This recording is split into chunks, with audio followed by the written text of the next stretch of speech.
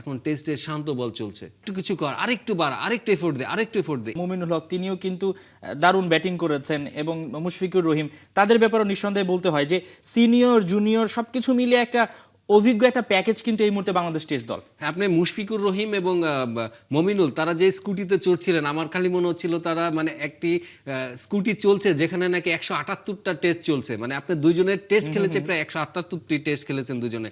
এই যে যে অভিজ্ঞতার ঝুলি, তারা কিন্তু অনেক বছর ধরে বাংলাদেশ দলের সঙ্গে আছে এবং মাঝখানে মানে মিডল অর্ডারে তারা যে অ্যাঙ্করের রোলটা প্লে করছে, তারা যে ভিড়টা করে দিচ্ছে, এইটা আসলে আপনার যে কোনো টেস্টে বলেন, যে কোনো ক্যাপ্টেনের জন্য একটি স্বস্তির ব্যাপার। এবং মুশফিকুর রহিমের কথা আপনি বলছিলেন, শান্তও কালকে বলছিল যে তিনি কিন্তু বারবার দলের মাঠে ফিল্ডিং করার সময় বারবার সবাইকে অনুপ্রাণিত করেন, আরেকটু কিছু কর, আরেকটু বার, আরেকটু এফোর্ট দে, আরেকটু এফোর্ট দে। এই যে যে তাড়নাটা, মুশফিকের এই তাড়নাটা একজন বড় ভাইয়ের মতন, এইটা আসলে শান্তকে অনেক রিল্যাক্স করেছে এবং আমাদের এই কারণেই কিন্তু আমরা বাংলাদেশ দলকে একটা সুখী সংসারের মতন মনে হচ্ছে এই টেস্ট দলটাকে।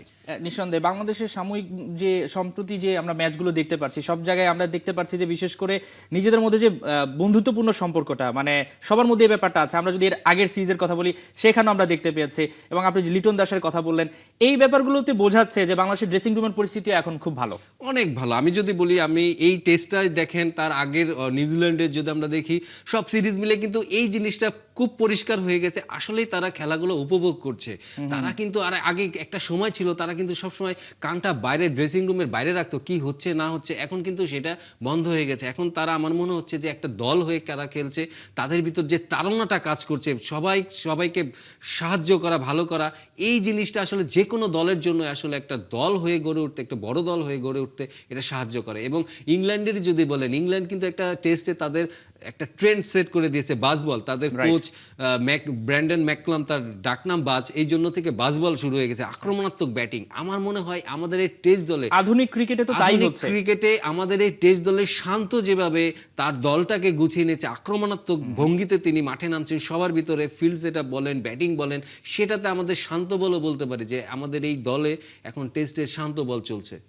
মিরপুরের উইকেট এবং তার যে ড্রেনেজ ব্যবস্থা, সেটা নিয়ে একটু আলোচনা করতে চাই। যে আমরা দেখেছি টানা 2-3 ঘন্টা বৃষ্টি হচ্ছে, তারপর 10-15 মিনিট পর একেবারে রোদ উঠলে আবার পুরোপুরি সবকিছু ঠিক হয়ে যাচ্ছে। এবং পিচটা নিয়েও বলতে হয়, মানে এই যে ধান ক্ষেত যে তকমাটা এই টেস্টের মাধ্যমে, সেটা কি কিছুটা হলেও নামটা সরিয়ে নেওয়া উচিত কিনা? হ্যাঁ, অনেকটাই সরিয়ে নিয়েছে, অনেকটাই ইয়ে হয়েছে। আপনি যেটি বললেন যে এই সিরিজে কিন্তু, এই টেস্টে যদি আমি বলেন, এই টেস্টে ম্যান অফ দ্য ম্যাচ হয়েছে আপনি শান্ত, হয়েছে ভ্যালুয়েবল প্লেয়ার আপনার মমিনুল হয়েছে। বাট মোস্ট ভ্যালুয়েবল, মানে আমি কি বলবো, প্লেয়ার বলা যাবে না, ভ্যালুয়েবল হতে পারে, এই টেস্টের মূল্যবান একটি জিনিস হতে পারে যে আমাদের গ্রাউন্ড এবং আমাদের গ্রাউন্ডস কর্মীরা। তারা যেভাবে এই টেস্টটি আপনি 5 দিন দেখালেও এটা কিন্তু আসলে 4 দিনের মতন হয়েছে, সেশন কমে গিয়েছে। সেইখানে তারা যে প্রস্তুতিটা নিয়েছে, আসলে তাদেরকে স্যালুট। তাদের এই কাজ এবং তাদের আগ্রহ এবং তাদের দক্ষতা আসলে এই টেস্টটাকে বাংলাদেশের পক্ষে নিয়ে গেছে। আপনি যেটা বললেন মিরপুরের পিচ, এটা কিন্তু আপনার আগে যেটা হতো যে গামিনী থাকতে আমরা দেখতাম যে ঘাসের আস্তরণ দিয়ে কিন্তু ওটা চাপা রোল করা হতো। এখন কিন্তু ঠিক ওটা করা হয় না। যেটা করতে করতে গামিনী ওটা ডাম্প করে ফেলছিল, ওটা কিন্তু এখন হয় না। এখন কিন্তু সলিড রোলার চালানো হয় এবং সেখানে কিন্তু আমরা স্পোর্টিং উইকেটগুলো দেখছি। এই জন্যই কিন্তু মিরপুরের সেই ধান ক্ষেতের তকমাটা মনে হয় এখন আর দেয়া যাচ্ছে। ব্যাটাররাও নিঃসন্দেহে খুব স্বাচ্ছন্দ্যে ব্যাট করতে পারছেন। আপনি যদি দেখেন যে নাজমুল শান্ত 2 ইনিংসে কিন্তু তিনি প্রায় সেঞ্চুরি দেখা পেয়েছেন এবং রানও কিন্তু যথেষ্ট হচ্ছিল।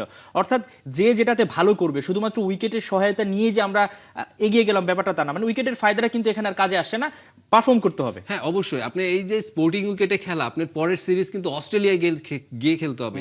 সেখানে কিন্তু আপনি নিশ্চিতভাবে, এবং আপনি বাউন্সি পিচে খেলতে হবে, সবুজের পিচে খেলতে হবে, তার একটা রিহার্সেল কিন্তু মিরপুর থেকে শান্তরা নিয়ে গেল। এবং আমার মনে হয় যে এই আত্মবিশ্বাসটা, এই যে পাকিস্তানকে হারানোর আত্মবিশ্বাসটা, এইটা আপনার অস্ট্রেলিয়া সিরিজেও কাজে লাগবে। তবে শান্ত কিন্তু কালকে ড্রেসিং রুমে একটা পেপটপ দিচ্ছিলেন তিনি, যে ম্যাচের পরে, যে আমাদের কিন্তু আজকের দিনটিই শুধু আনন্দ করার কথা, কালকে থেকে কিন্তু আমাদের আবার সিলেটের প্রস্তুতি নিতে হবে। সুতরাং এই সিরিজটা আমরা 1-0 এগিয়ে গিয়েছি, আমাদের এখন টার্গেট থাকবে 2-0 করা।